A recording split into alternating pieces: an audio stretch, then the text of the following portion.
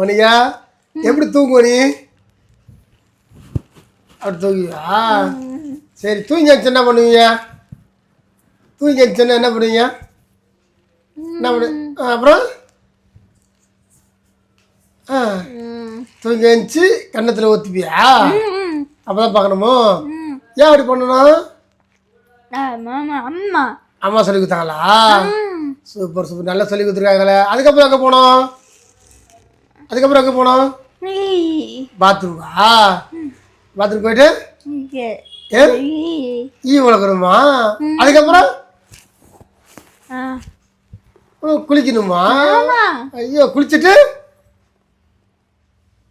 என்ன பண்ணணும்?